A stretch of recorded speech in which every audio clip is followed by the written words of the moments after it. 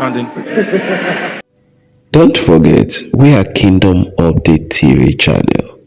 Enjoy your watching as you're going to be blessed by the message you want to listen to. In Jesus' name. Today is a big day in our house. I grew up in that house. His father made me who I am today.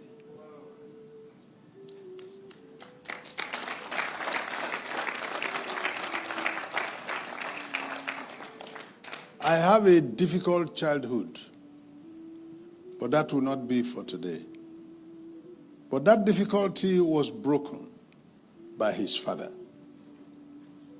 When he brought me into his house and I became part of the family, all his children were born, they were toddlers, small children in my hands. They grew up in my hands. I was like their elder brother or eldest brother in the house. So finding one of them coming to take microphone and ministry today, and I had moved on. And his father taught me how to preach. And I have moved on till I become who I am. So finding one of his children coming after him, coming after me, I am very, very excited. I'm happy.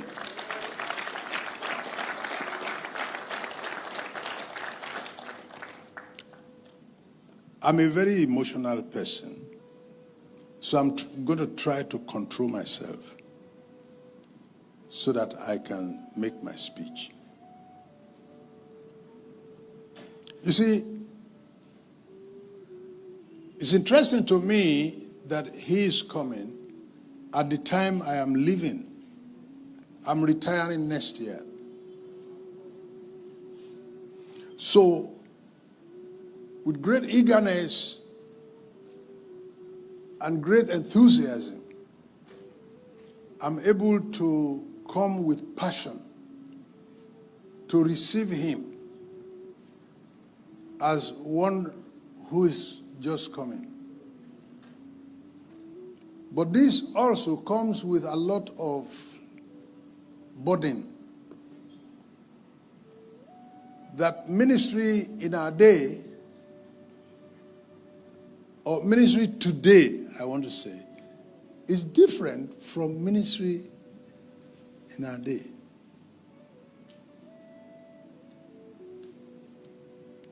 And it's as if the church has lost her essence as a role model for the society. And that makes ministry very difficult.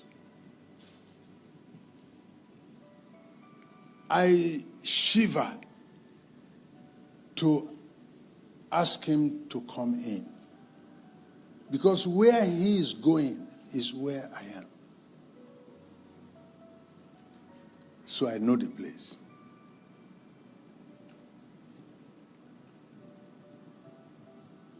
This house was not like this before.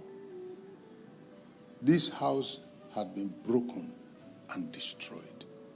This house had been broken into by thieves. This house, this present house. This house is about to collapse. And it is into that house he is entering. A house that is collapsing. And like Haggai asked, he said, who among you saw this house in its first building? And how does it look now? He's entering a house that is collapsing. And those of us who saw it collapsing and were walking out of it, we're putting our two hands on our head and say, hey.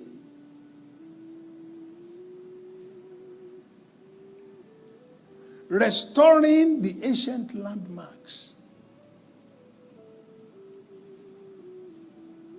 I asked again and again, what do you say this meeting is all about and this ministry is all about? Mending me. That's to assume that there are things that are mendable.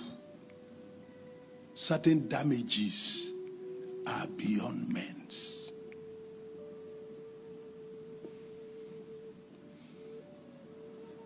Restoring the ancient and the old landmarks. That presupposes that there has been a damage. And we are not going to be pretending about it. There's a damage. I'm a grandfather. There's a damage.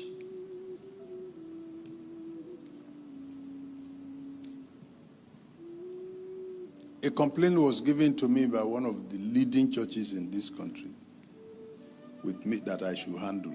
How do I handle it? A senior pastor up there impregnated a girl down there. And when the pregnancy was coming out, the pastor decided to eliminate the girl and the pregnancy to cover evidence. And he's still preaching on Sunday. He's also the one that buried the girl. He's also the one that helped the parents to organize the funeral.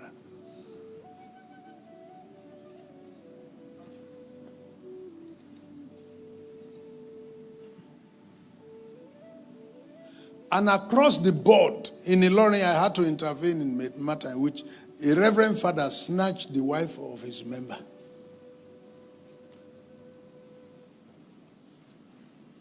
Father. And things that are happening today, which in our olden days will not be there. You find a general overseer has divorced his wife. And he's still the general overseer. And the church is full every Sunday. As if we have no Bible. There are certain things we have just decided to look away from. And taking the risk of continuing to run the kingdom affairs like that, risk because we will soon get to a place where you will be turned back. Because it's there in the Bible that whoever cannot run his house cannot run the church. And you are running the church by force. So at the end of the day, it's your church. It's not Jesus' church. A lot of churches I see around, they are not Jesus' churches. It's the pastor's church. Is it not scary that the World Council of Churches released papers about the state of the Nigerian church? That out of the 10 richest pastors in the world, 5 of them are Nigerians.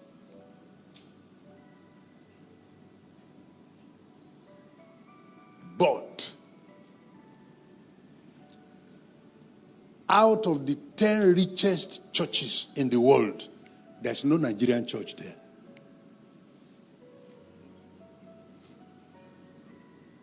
Get in control, so. It's worrisome. It calls for concern. World Council of Churches. Out of the 10 richest pastors in the world, 5 are Nigerians. And then, out of the 10 richest churches in the world, no Nigerian church is in the number.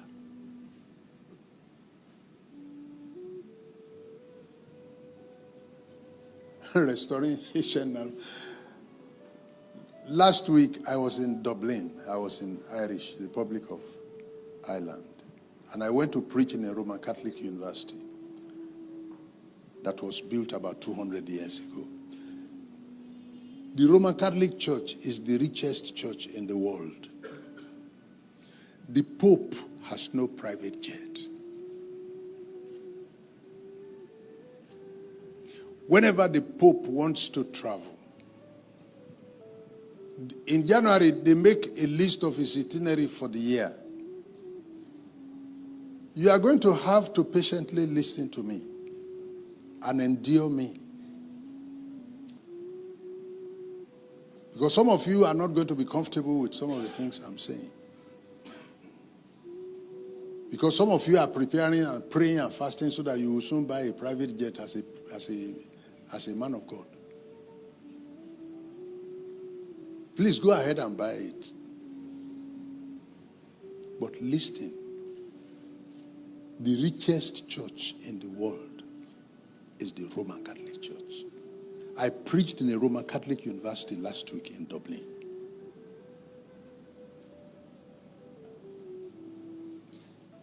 The Pope developed his itinerary for the year and give it to Alitalia, the Italian national carrier.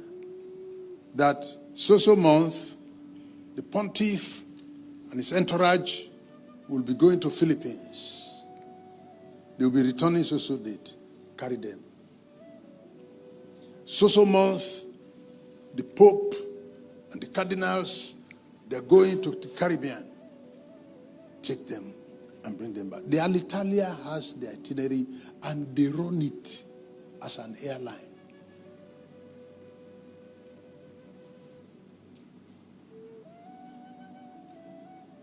And when you Pentecostals come up with some of the stuff and the brandishing and the financial recklessness that you have put the tithes and offerings of the people into, and also recklessness in the use of power, both spiritual and otherwise, the Roman Catholic people are laughing. I live in Ilorin, I live among Muslims and I walk among them. It's easier to convert a Muslim than to convert a Roman Catholic. Roman Catholic will be looking at you and laughing.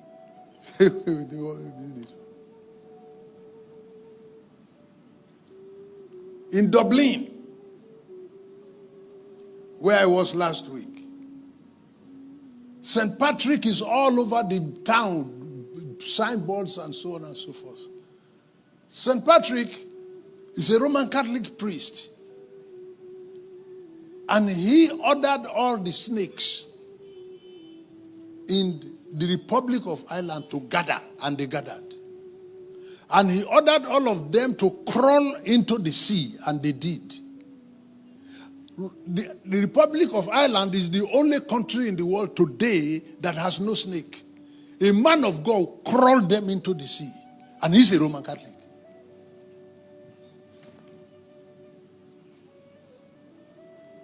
Mommy and I were passing through Paris on Monday.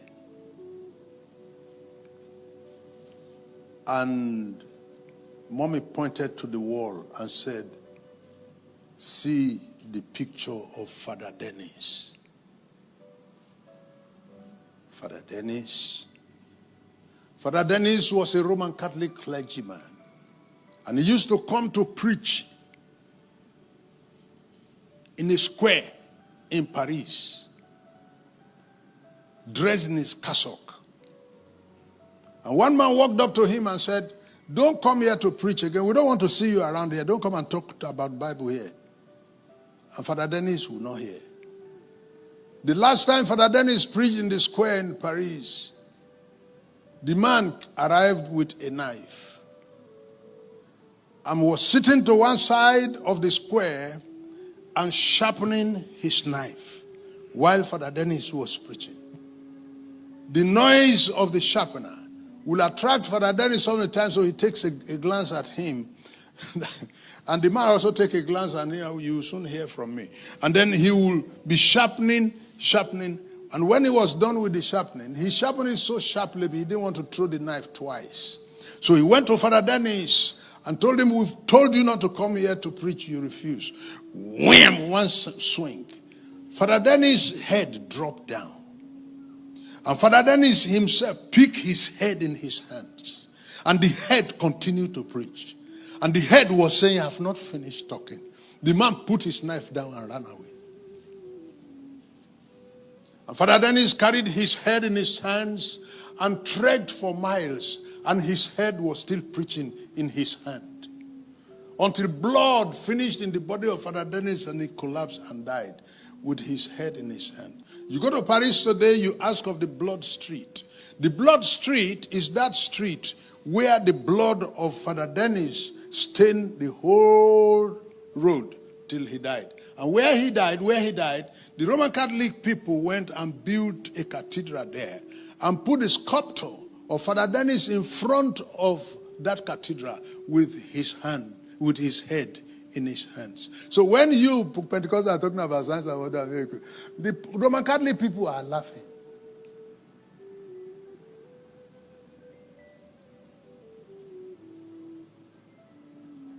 And so much has been, and is that not the same Roman Catholic today that churning out millions of dollars to pacify abused members?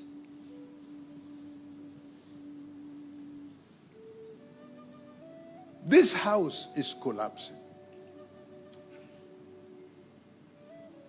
And there is the need for God to raise people to address the body.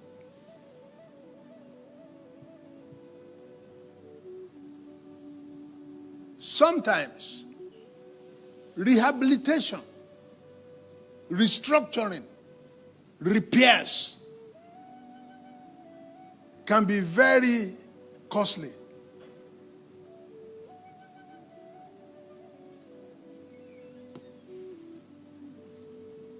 To return us to a former state, to ask that the house be put in a rehabilitation, get workers to remove the roofing sheet that is leaking and put another one, strengthen the pillars, and so on and so forth. It's a great work. The kind of ministry that we're gathering around this morning is a great work. And I have wept and wept on this because there are more who are damaging it than those who are repairing it. Those who are damaging it have the social media to their advantage. They have money to their advantage. They have education to their advantage. They have seized the front lines of public news and media. Those who are repairing it don't have money. Those who are repairing are conservative. Those who are repairing are looked at as primitive. So the damage to the house of God, those who are repairing it, they are fewer than those who are damaging it. Those who are damaging it are doing it daily, day and night. And they are not stopping. To have this man volunteering to throw himself into the repair network is a very daring one. People in repair ministry are hated. People in repair ministry, they are hated. Because there are those who are benefiting from the spoilage. And they don't want to see repairers around. Was it last month? There was a PFN biennial conference in Abuja. And I was invited as one of the speakers. So I got there. I was to speak on a Thursday and a Friday. And then one of the officials walked up to me and said,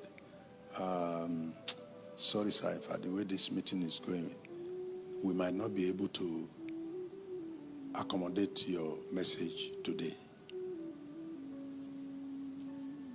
Please, we would move you to tomorrow, please. I said, okay. Then they went and announced to the public that Rev Omolehin is here, but he will not be able to speak today. He will speak tomorrow. Then there was a noise across the auditorium. So I arrived again early the next day and sat down, waiting to be called. They called 4 people to speak. Some of these people spoke yesterday.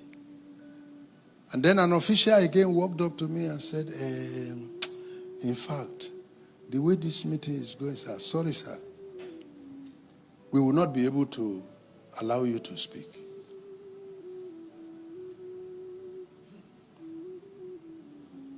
I returned to Ilorin without speaking.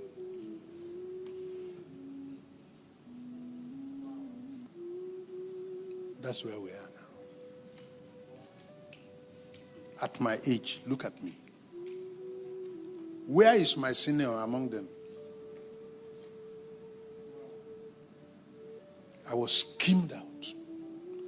They brought me. They were the ones who even came to the airport to pick me. They lodged me in the hotel. And I got to the meeting and they didn't let me speak. But that's not an issue to me because I am not looking for a place to preach. Not at all. I am overwhelmed. I'm a global spiritual personality as I speak. So I'm not looking for where PFN will put me to preach. No. But for that to happen to me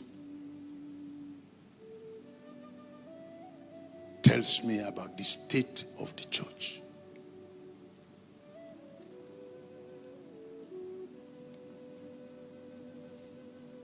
People in the repair work are endangered species.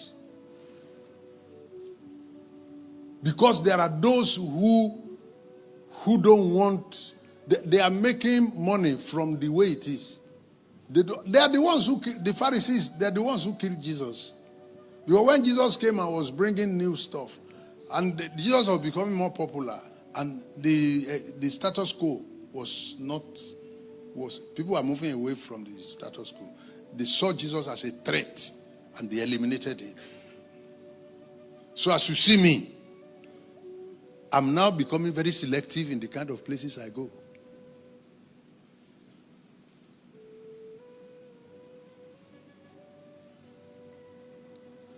This young man who is coming into the kind of work that he has chosen, he is like signing his death warrant. Because there are those who don't want repair. They don't want restoration. You know, something damaged it to bring it to the way it is. That thing that damaged it and brought it to the way it is has not finished with it. So if you are coming to repair it, they don't want to see a person like you around. The reason I'm saying this is because of the kind of support that this type of work needs. Because the spoilers will fight back. The destroyers will fight back. They will see you and even handshake you and say, well done, God is using you. But what is inside them is bitter. They don't want to see a person like you around. Everybody who is here in this meeting, I'm asking you to recognize the risk that is involved in a repair ministry, in a restoration ministry, in a corrective ministry. If a house is collapsing and you want to go in to fix it, as you are inside, you must also know that some of the ceiling can fall on top of your head. As you are entering, you must also know that some of the planks may fall on your head. That is the risk factor involved in restoration work. Two people are fighting, you came in and you want to separate them. You must understand that certain fish that was not meant for you, you may collect it. He's aiming at hitting the opponent. You are the one trying to stop it. I'm trying to let you see the kind of risks that are involved in a restoration ministry. And that's why nobody wants to get involved. You don't want to offend people.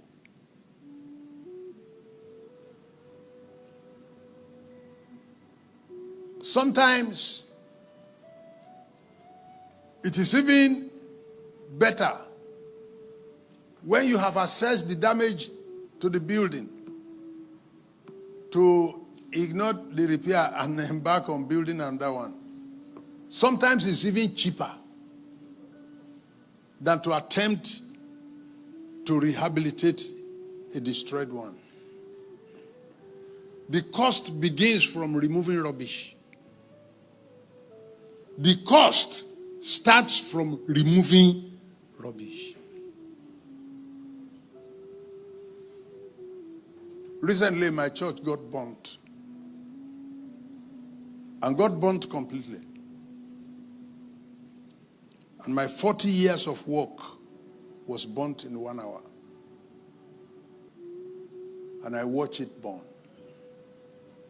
A sheet of paper I could not take away. I've written 40 books. They all got burned. The computer storage where I put some of the things, they are all destroyed. And I'm wondering how I can regenerate the ideas. Unfortunately for me, as I get older, I begin to forget things.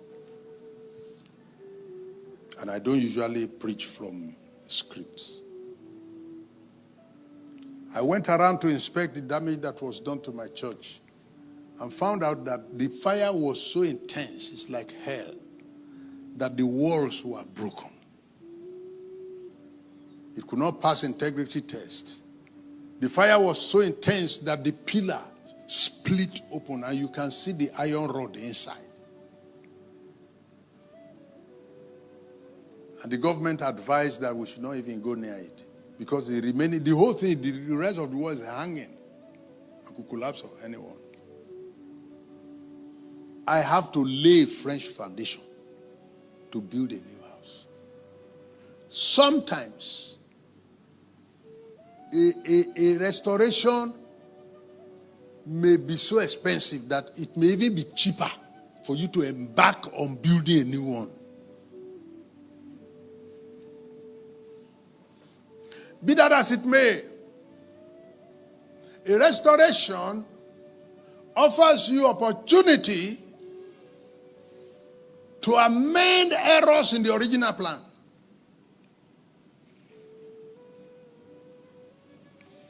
A restoration affords you the opportunity to do it better,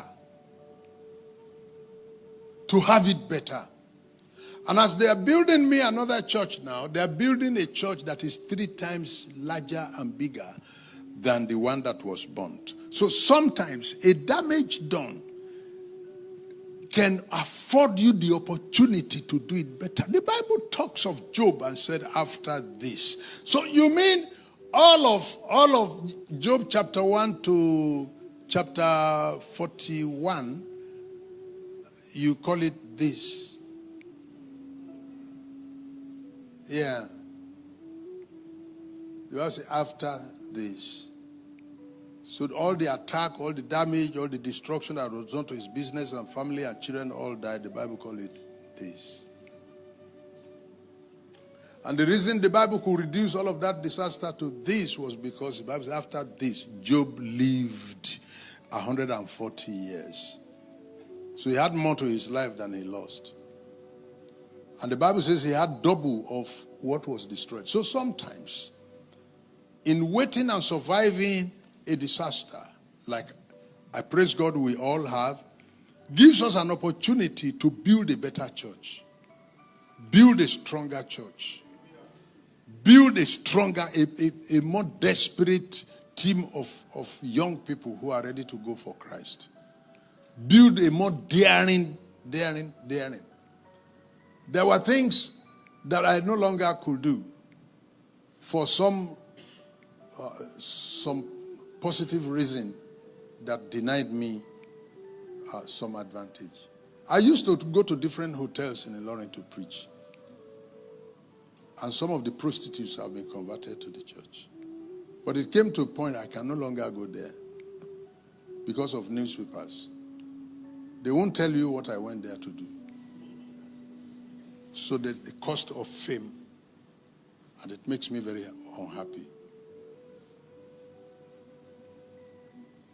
The man remains the asset that God has for the church and for the world. And if the man is broken and not mended, and you let it be, you have lost a treasure beyond estimates.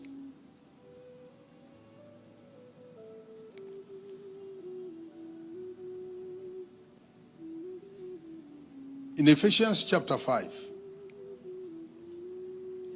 verse 22, wives, submit yourselves unto your own husbands, as unto, for the husband is the head. The man is the head. The man is the head.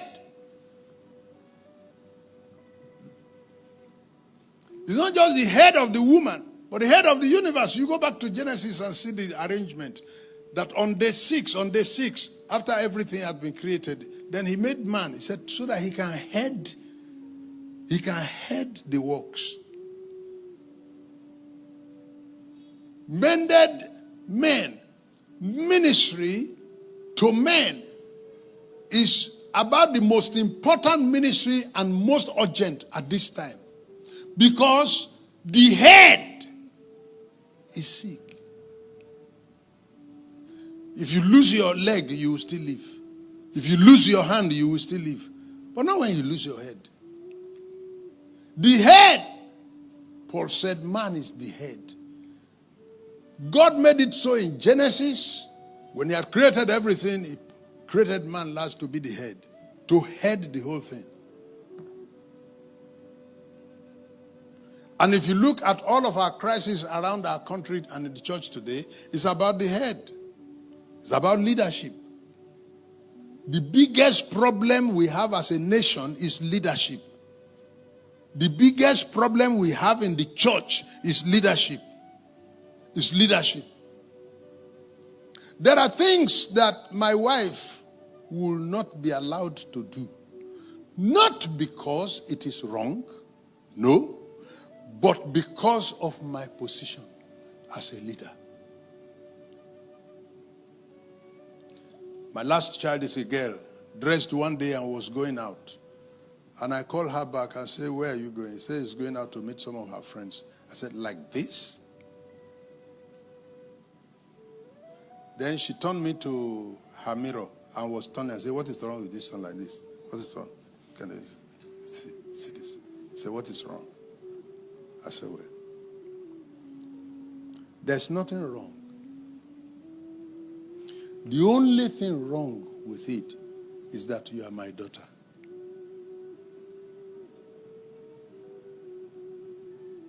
Who does not know me in this town? Go back and change. Wear another one.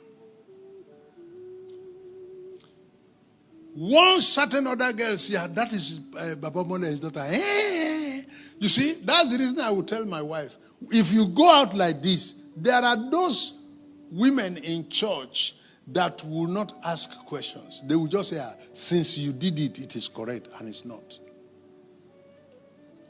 It may be correct for the followership, but it's not correct for the leadership. Samson should not be the type of brother that will just be asking, what is wrong going to a Baba? You can go to a Baba and Bab. Nothing is wrong going to a Baba, but you cannot. And it takes a degree of maturity for you to weigh yourself on a scale that you yourself can read in spiritual measurement to know how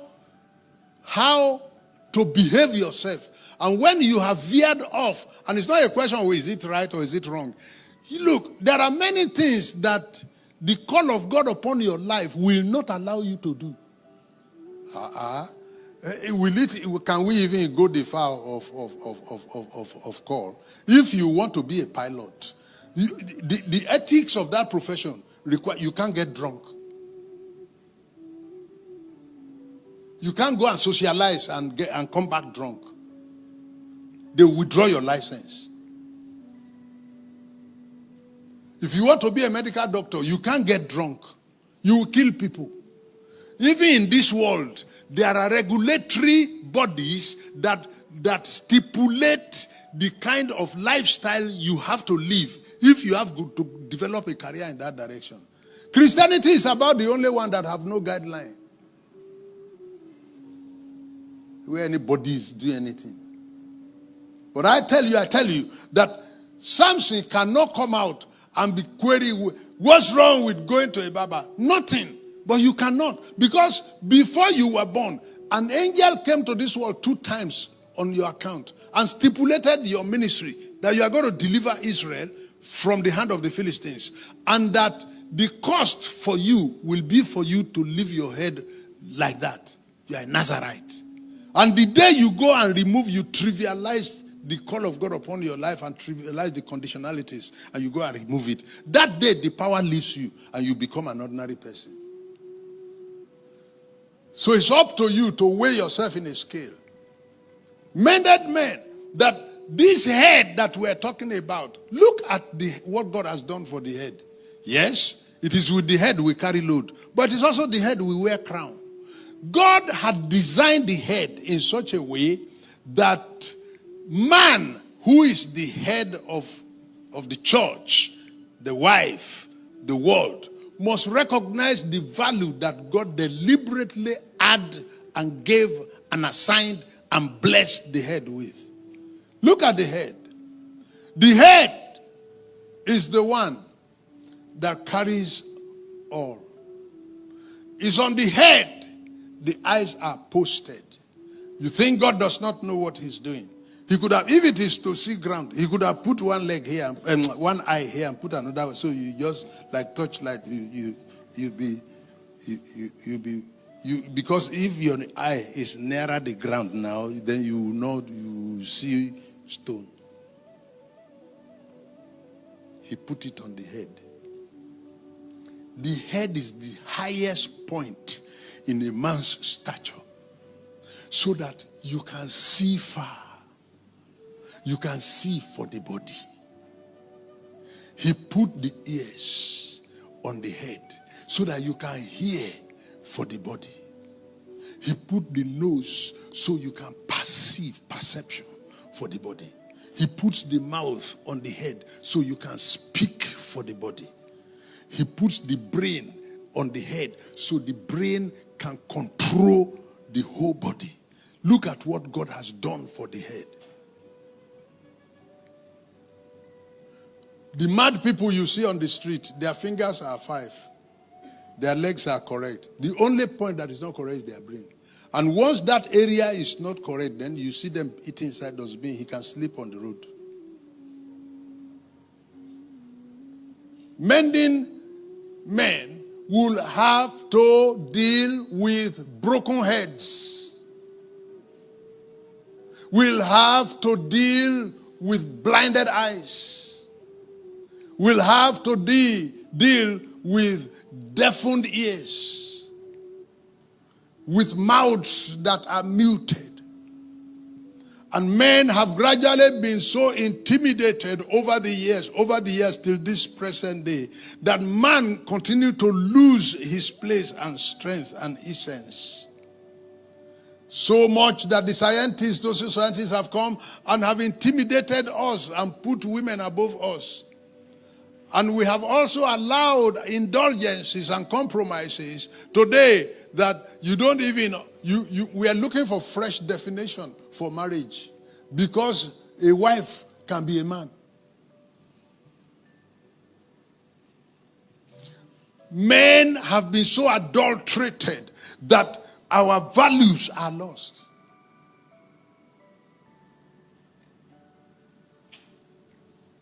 I was coming out of Amsterdam. I think I was going somewhere. And we are on the line. And this lady was taking so long. And unless they finish attending, they will not be able to attend to me. And I was concerned. And my hosts were bothered. And they went to find out. And they discovered that she's a woman that was a man. So the papers, some of the papers are saying he's a man. Some of the papers before says it's a man. But today it's a woman. So the people at the counter are having difficulties, have to resolve the complication that he has an identity that is not, we don't know whether it's a man.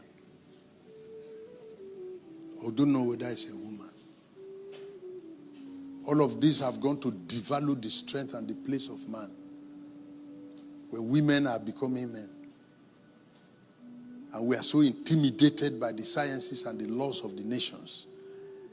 And we have regressed in our potentials. And men have refused to stand up and take their place.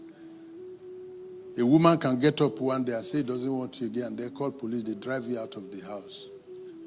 Men have been intimidated. This meeting is asking men, who are men, to stand on their feet and retain their manhood and retain their value. Don't be intimidated by the forces that are also losing control. Don't be intimidated by the factors that are losing control. Look at the world the way it is. Everything is collapsing everywhere because man has successfully been intimidated, and women are arriving our corridors as men. And women are lording it over us. The first major work that this ministry had to address is with the broken heads. The broken heads, the heads of homes. And a lot of men are now being fed by their women. A lot of men, their children, their fees are paid by their wives. I am praying that in this place, God will do a restoration to your personality. And whereas the scientists have dualized your personality, but your spiritual personality remain intact as a man. I don't know whether when we get to heaven, we will see women who are arriving as men. But the fact is, and just watch out with what God will be doing for United States in the next 4 years of Donald Trump, who came and said, America only recognize a man and a woman as husband and wife. Welcome back from that powerful video. This is Kingdom of the TV channel. I know you've watched that video and you've learned one or two things. It's a great privilege for us to be under the teaching of a genuine man of God who God has sent to us, and to be able to hear the word of God so we can have understanding and we can have a good direction. We thank God for the opportunity. We thank God, and this message are to empower us, to equip us, to enlighten us about the spiritual things and about spiritual pathway, that we may know what we ought to do at a particular time and at a season, that we might not be stranded in the way of life. Don't forget also this Kingdom of the TV channel.